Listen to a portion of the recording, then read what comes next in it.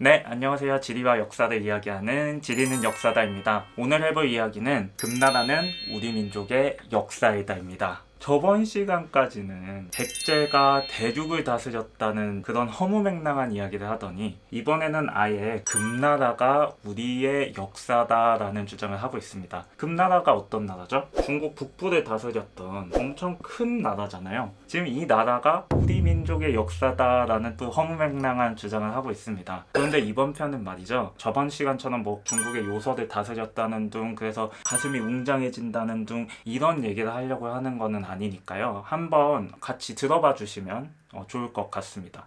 먼저 금나라를 소개하기 앞서서 이 남쪽에 있던 송나라, 이 송나라에서 좀 특이한 기록들이 나오고 있습니다. 어떤 기록이 있냐면요. 먼저 송서라는 책이 있어요. 이 송서에 어떤 기록이 있는지 살펴보도록 하겠습니다. 함부로 배에 올라 바다로 강의 경계를 들어가거나 고려, 신라, 등주, 내주의 경계로 가는 자는 도제로 벌하고 북쪽 경계로 가는 자는 등급을 더한다. 지금 신라라는 나라가 나오고 있습니다. 송나라에서 신라가 나올 수 있는 거 아니야? 이렇게 생각을 하실 수도 있겠는데요. 그런데 말이죠. 이 기록은 1090년의 기록인데요. 신라가 멸망한 거는 935년입니다. 그러니까 100년이 훌쩍 지난 시간에 신라가 갑자기 다시 등장한 거예요. 그러면 송사의 내용이 잘못됐나? 라고 할 수 있는데 재밌는 건 동일한 사건을 담은 책이 한 편 더 있습니다. 바로 속자치통감 장편입니다. 이 책이 어떻게 나와 있는지 살펴보도록 하겠습니다. 공증을 청하지 않고 함부로 배에 올라 바다로 강의 경계에 들어가거나 고려, 신라, 등주,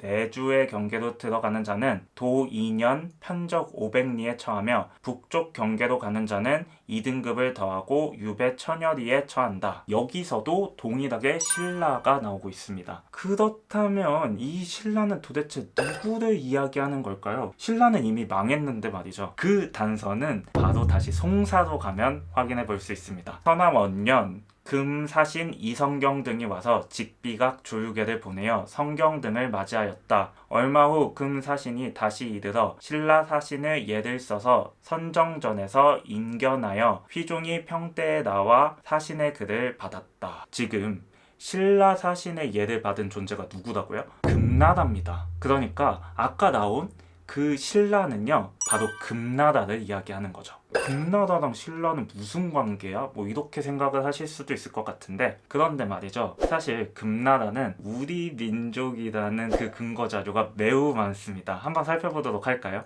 먼저 금나라를 알기 위해서는 이제 금사라는 책을 먼저 볼 필요가 있을 것 같은데요. 이 금사에서 금나라의 시조가 누구인지 살펴보도록 하겠습니다. 금의 시조의 휘는 한보이며 처음 고려에서 왔는데 나이가 이미 60여 살이었다. 한보의 나라가 어디라고요? 고려라고 되어 있습니다. 되게 재밌는 것 같습니다. 그런데 또 재밌는 내용이 하나 더 있으니까 살펴보도록 하죠. 마침내 양복과 알답자를 시켜 바레인에 불러 말하길 여진과 바레는 본래 동일한 집안 사람이다. 여진과 바레 우리 민족이잖아요. 그러니까 여진과 바레가 같은 민족이라는 거죠. 굉장히 재밌는 내용인 것 같습니다.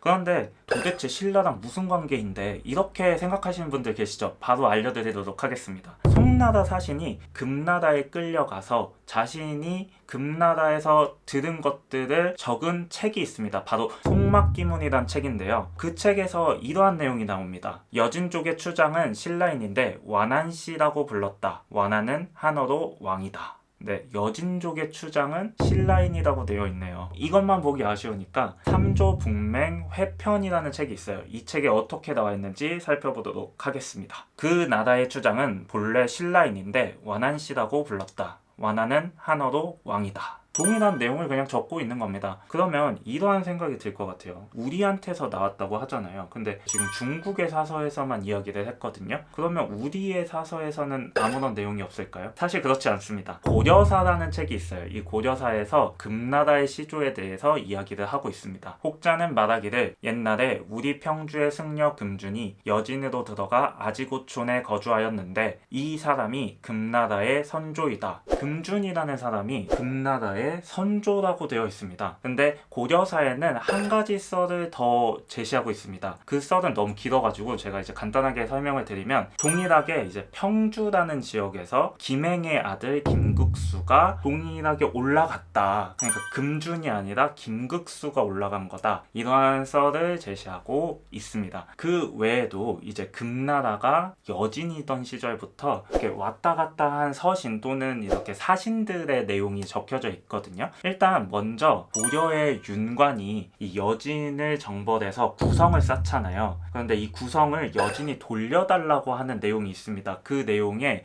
재미난 내용이 또 있습니다. 우리 조상은 대방으로부터 나왔으니 자손이 대대로 이르기를 귀부하는 것이 의리에 맞는 일입니다. 지금 태사 오화송 역시 대방을 부모의 나라로 삼고 있습니다. 지금요, 여진족이 자신들의 부모의 나라로 고려를 삼고 있다. 이런 얘기를 하고 있거든요. 사실 근데 그렇잖아요. 윤관의 구성을 좀 돌려달라고 하는 입장에서 좀 샤바샤바 해야 되는 그런 상황이면 부모의 나라라고 이야기를 할 수도 있죠. 그런데 말이죠, 그 이후에 금나라가 세워지고 금의 시조 아골타가 예종한테 편지를 보내거든요. 형인 대여진국의 황제가 아우인 고려 국왕에게 글을 보낸다. 나는 조부 때부터 한쪽 지방에 끼어 있어 거란을 대국이라고 하고 고려를 부모의 나라라고 하면서 조심스럽게 섬겨왔다. 고려를 부모의 나라로 섬겨왔다. 이런 내용이 또 나와 있습니다. 그런데 예종이요, 이거를 보고 바로 답신을 주지 않고요, 몇 년 뒤에 답신을 보내거든요. 정축, 중서주사, 조순서를 보내어 금을 예빙하였으나 보낸 서신에 하물며 저 근원이 나의 땅에서 시작되었다 라고 되어 있자 금의 왕이 거부하고 받지 않았다. 예종은 지금 뭐라 했어요? 너네 우리한테서 나왔잖아. 이러한 내용을 지금 얘기를 하고 있는 거거든요. 근데 이거 해석을요, 금나라의 시조가 자기네 땅에서 이렇게 북쪽으로 올라갔다 이런 내용일 수도 있지만 이렇게도 볼 수 있을 것 같아요. 그러니까 고려가 영토는 이 정도였지만 이렇게 자신들의 영토의 개념을 갖고 있고 너네가 여기 내 땅에서 나왔잖아, 이렇게도 볼 수 있지 않을까라는 생각이 좀 들거든요. 어찌됐건